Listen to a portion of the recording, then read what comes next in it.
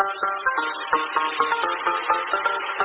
ketemu lagi untuk materi berikutnya, di mana pada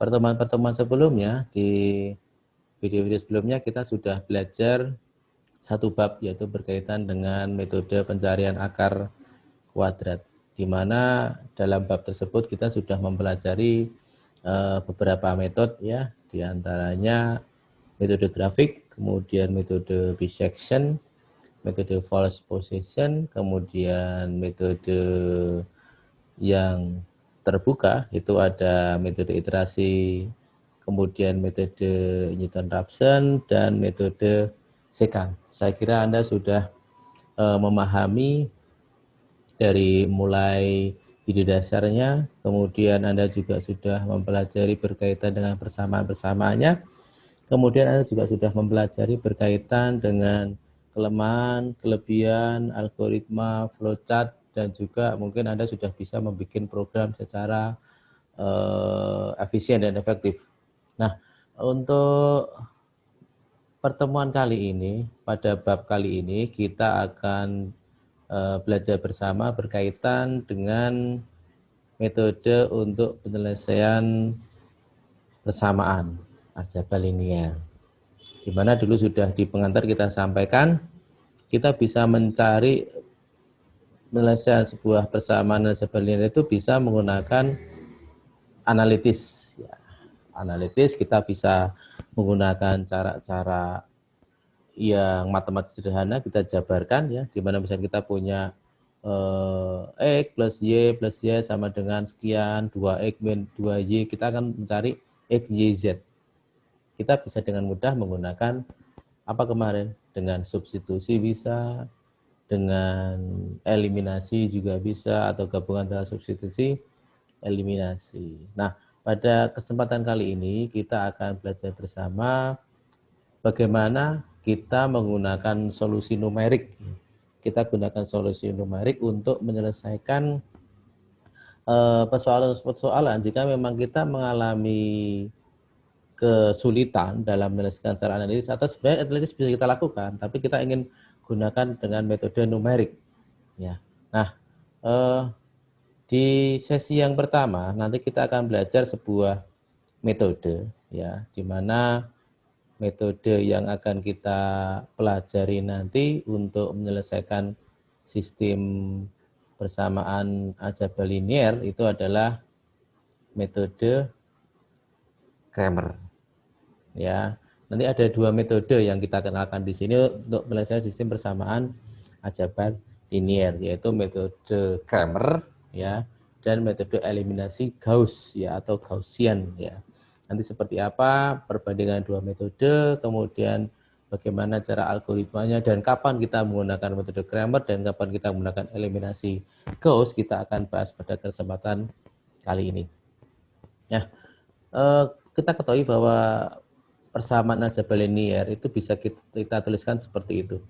Ya, jadi A11X1 plus A12X2 plus dan seterusnya sampai 1NXN sama dengan C1, itu yang baris yang pertama.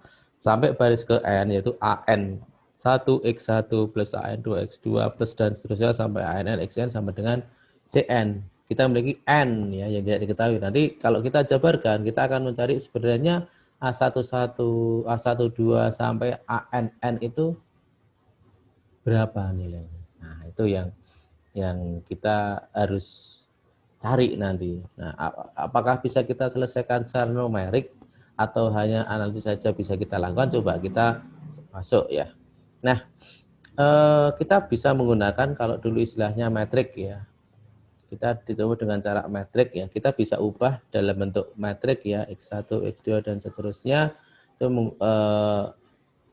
ada dua cara ya, yang metode yang kita akan pelajari nanti, yaitu aturan Cramer dan eliminasi Gauss. Itu pendekatan dengan menggunakan metrik. Masih ingat ya bagaimana cara membuat sebuah persamaan dari sebuah metrik ya. Ingat, untuk memudahkan kita menganalisis dalam suatu data itu bisa dengan mudah kita lakukan dengan membuat dalam sebuah metrik. MATLAB sendiri yang sering kita lakukan kan sebenarnya itu singkatan dari Metric Laboratory. Semua data-data kita bentuk dalam sebuah matriks X, Y kalau itu 2 dimensi, dan kalau 3 dimensi X, Y, dan Z. Ya. Ada pengantar di sini bahwa aturan Cramer itu baik digunakan jika N kurang dari atau sama dengan 3. Ya, jadi X, Y, Z atau X1, X2, X3 atau A, B, C dan seterusnya. Itu kita bisa menggunakan aturan Cramer. Kenapa jika untuk N lebih dari 3 itu tidak menggunakan aturan Cramer? Mungkin Anda belum bisa menjawab ya. Nanti kita coba masuk setelah kita masuk ke penjelasan aturan Cramer, Anda akan bisa menjelaskan sebenarnya kenapa ya. Kenapa aturan Cramer itu baik jika kita gunakan untuk nilai N kurang dari atau sama dengan 3 ya. Nanti juga Anda sambil berpikir ya, nanti kenapa? Ini nggak akan saya jawab dalam video kali ini, Anda akan bisa menjawab nantinya setelah mendengarkan penjelasan dari saya. Nah, kita masuk ke aturan Cramer ya. Bukan Creamer ya, Creamer itu susu ya, aturan Cramer ya. Jika determinan atau D, masih ingat determinan ya? Determinan D ya, atau det X dari sebuah sistem ya. Jadi dari N buah persamaan linear ya, atau A11 X1 plus A12 X2 dan seterusnya ya. Syarat untuk mempunyai suatu penyelesaian tunggal atau tidak ada penyelesaian dan mempunyai banyak tak terhingga penyelesaian ditentukan dengan nilai determinan ya. Anda bisa mencari persamaan determinan? Masih ingat cara membuat bentuk determinan dari beberapa persamaan? Dulu saya kira di SMP mungkin ya, di SMP atau di SMA Anda sudah mempelajari apa itu determinan, jadi itu bukan merupakan hal yang baru bagi Anda. Ya, bisa kita tuliskan seperti ini. Jadi misalkan terdapat 3 persamaan aljabar linear ya dengan 3 unknown yaitu X, Y, dan Z ya. Kita bisa menentukan sebenarnya nilai X, Y, Z-nya itu berapa ya. Nah, kita ubah dalam bentuk determinan. Masih ingat determinan bagaimana jika kita punya seperti itu, kita punya determinan A, determinan B sama dengan determinan C. Ada syaratnya kan? Metrik ya. Metrik itu bisa kita ubah, metrik ya. Kita bisa bentuk dalam sebuah seperti ini. Di metrik awal dari persamaan ini kita ubah ya. Kita bisa bentuk seperti ini kan ya sebenarnya. Ya, ini sambil mengingat-ingat ya. Nah, ini metrik ya, ini ya. Ini dikalikan dengan metrik ini ya, sama dengan ya, masih ingat ya bagaimana cara mengisinya ya. Ini ada A1 kan gitu ya, ini A11 dan seterusnya. Ini berapa ini? A3 sini X, sini Y, sini Z. Ini apa? C1, C2, C3. Ini namanya metrik. Pendekatannya seperti ini. Nanti kita baik menggunakan metode Cramer maupun metode Gauss nanti sama ya. Kemudian bagaimana untuk menentukan nilai X-nya? Nah, kita sudah tahu determinan tadi X sama dengan dx per D. Ini saya kira sudah dapat dulu ya juga di matematika ya kalau nggak salah. Nah, di mana dx itu adalah ini, Anda bisa jabarkan ini. Masih ingat cara menjabarkan? Ya, seperti ini. Masih ingat ya ini? Cara menjabarkan ini. Ya.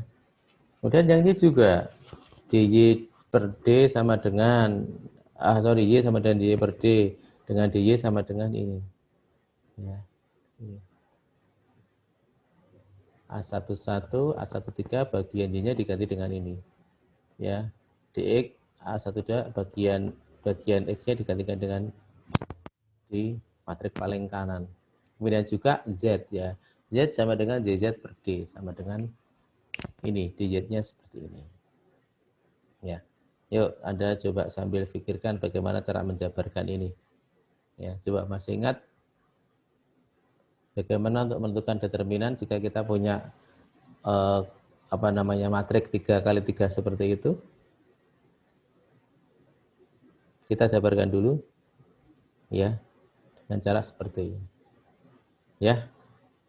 D, kita tarik determinan dulu. Kita punya D sama dengan ini, matriks kali 3, A11, A12, A13, dan seterusnya sampai A33.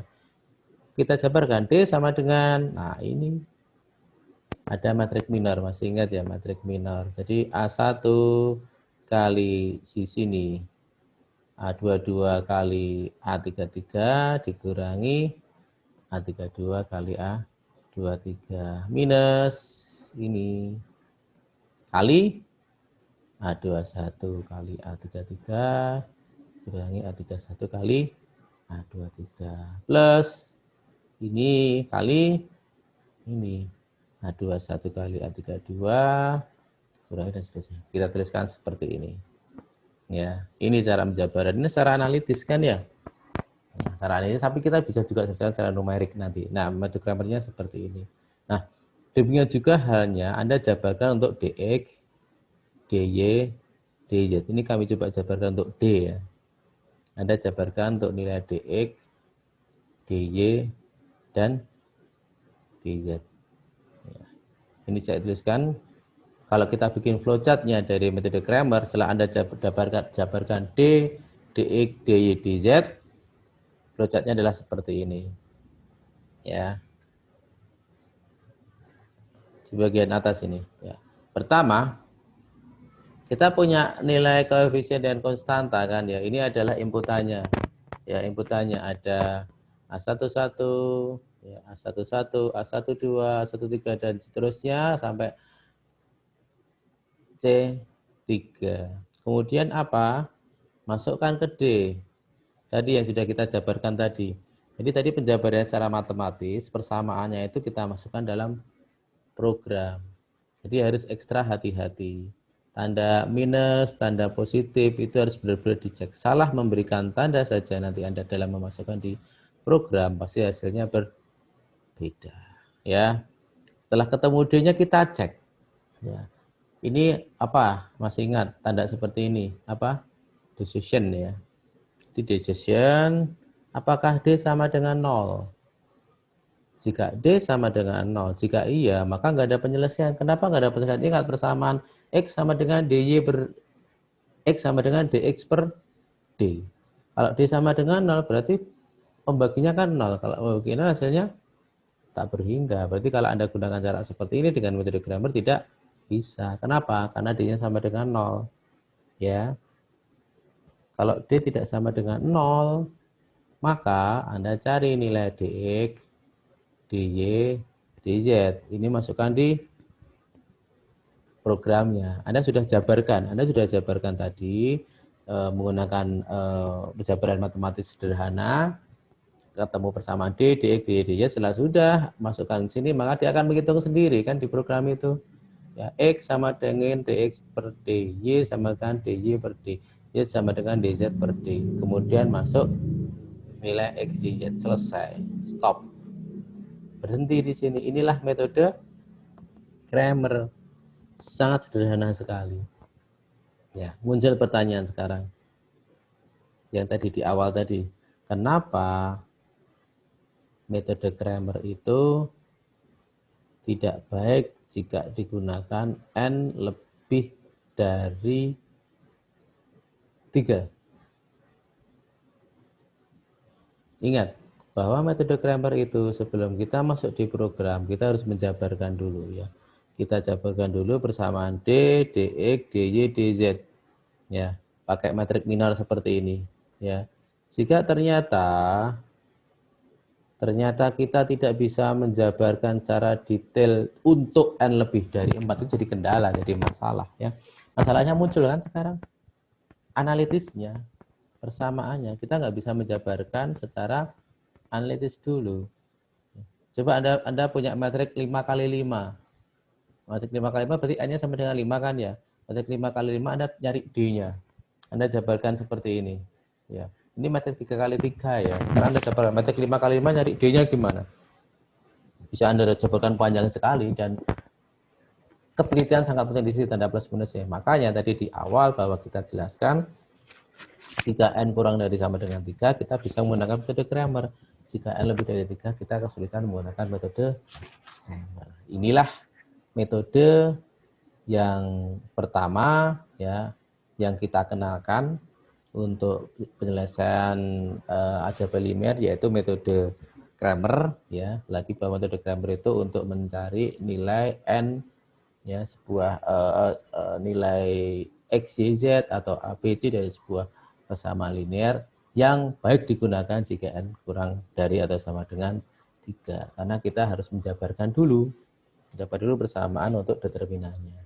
Ya, nanti kita lanjutkan dengan metode yang kedua. Anda pelajari dulu, Anda pahami dulu metode Cramer seperti apa, kelebihannya apa, kelemahannya apa, sebelum kita masuk ke untuk materi yang